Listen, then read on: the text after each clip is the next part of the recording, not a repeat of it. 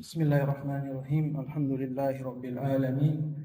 Wassalatu wassalamu ala nabiyyina Muhammadin wa ala alihi wa ashabihi ajmain wa man tabi'ahum bi ihsanin ila yaumiddin. Jamaah salat subuh Masjid Al-Muhajirin yang dimuliakan Allah. Assalamualaikum warahmatullahi wabarakatuh.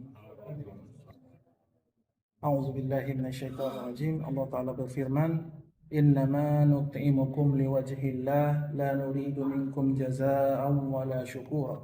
Allah Ta'ala berfirman dalam surat Al-Insan ayat 9, mereka berkata, sesungguhnya kami memberi makanan kepadamu hanyalah karena mengharapkan keridhaan Allah dan kami tidak mengharapkan balasan ataupun ucapan terima kasih dari kalian. Allah Ta'ala berfirman dalam surat Al-Baqarah ayat 272, A'udzu billahi minasyaitonir rajim. Laisa 'alaika hudahum walakinnallaha yahdi man yasha. Wa ma tunfiqu min khairin fali anfusikum wa ma tunfiquna illa ibtigha'a wajhillah. Bukanlah kewajibanmu wahai Muhammad untuk menjadikan mereka mendapatkan petunjuk, tetapi Allah lah yang memberi petunjuk taufik kepada siapa yang dikehendaki, dan apa saja harta yang engkau nafkahkan di jalan Allah maka pahala itu buatmu sendiri, dan janganlah kamu membelanjakan sesuatu melainkan karena mengharapkan keridhaan dari Allah Subhanahu wa taala. Nabi sallallahu alaihi wasallam bersabda dalam sebuah hadits qudsi, qala Allah tabaraka wa taala, ana agna syuraka'i anisyirk man amila amalan asyraka fihi ma'i ghairi taraktuhu wa syirkahu. Allah Ta'ala berfirman, aku sama sekali tidak butuh pada sekutu dalam perbuatan syirik. Barang siapa yang menyekutukanku dengan selainku ketika dia beramal, maka aku akan meninggalkan amalannya tersebut dengan syirik. Berkata Imam An-Nawawi bahwa amalan seseorang yang berbuat riya atau tidak ikhlas itu adalah amalan batil yang tidak berpahala apapun bahkan dia mendapatkan dosa. Jamaah rahimakumullah, ayat-ayat tersebut tadi dan hadis menjelaskan kepada kita bahwa dalam beramal, dalam melakukan sesuatu apapun dalam konteks yang baik dengan cara yang baik, maka yang kita harapkan hanyalah balasan atau keridhaan dari Allah Subhanahu wa taala semata. Kenapa kita beramal karena mengharapkan keridhaan Allah semata?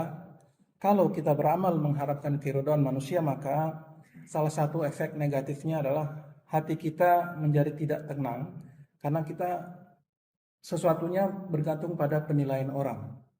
Jadi yang kita lakukan adalah biar dia senang. Yang kita lakukan adalah biar dia setuju.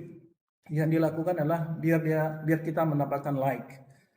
Kalau di media sosial mungkin kalau kita men-share sesuatu yang bermanfaat, rasanya itu nggak enak kalau kita udah share, ini bagus banget ini kita share, ini bagus banget kita nyampaikan, tapi nggak ada like, nggak ada yang share, nggak ada yang terima kasih.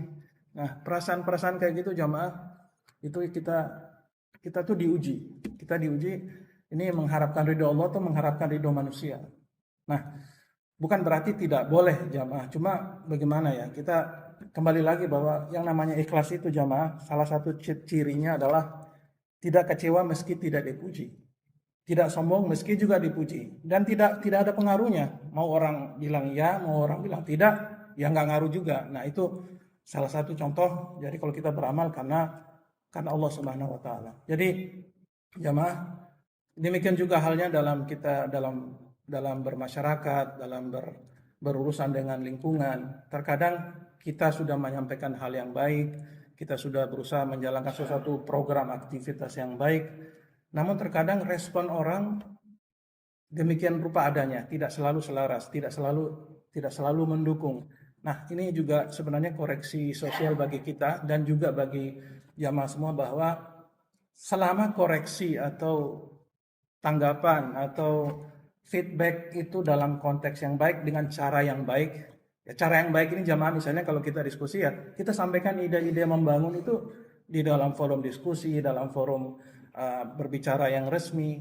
Nah, salah satu cara menyampaikan tidak baik itu misalnya jamaah adalah menyampaikan lewat suara sumbang di belakang, menyampaikan sesuatu ketidaksukaan dengan cara bergosip, menyampaikan surat kaleng. Nah, yang kayak gini jamaah, sebenarnya mungkin tujuannya baik kalau dalam rangka konstruktif yang membangun sesuatu agar tujuan dakwah atau aktivitas tersebut tercapai dengan baik. Tapi kalau lewat cara yang tidak elegan, cara yang tidak baik tadi, misalnya yang kayak tadi jamaah yang saya sebutkan, maka yang demikian sebenarnya yang niatnya baik dengan cara yang tidak baik maka akan jatuh pada perkara yang berbuat zalim.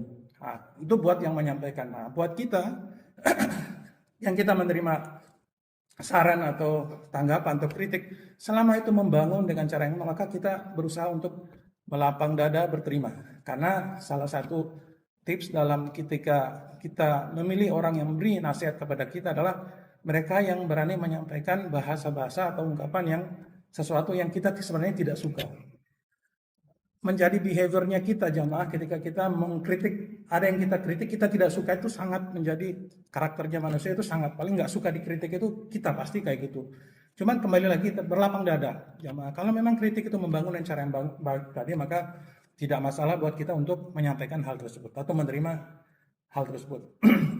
Terakhir jamaah, mungkin kita tutup dengan sebuah nasihat atau pepatah yang kadang nasihat ini dinisbahkan kepada Imam Syafi'i, bahwa ada pepatah yang berkata, ridon nas goyatul la tudrak, waridullah goyatul la tudrak.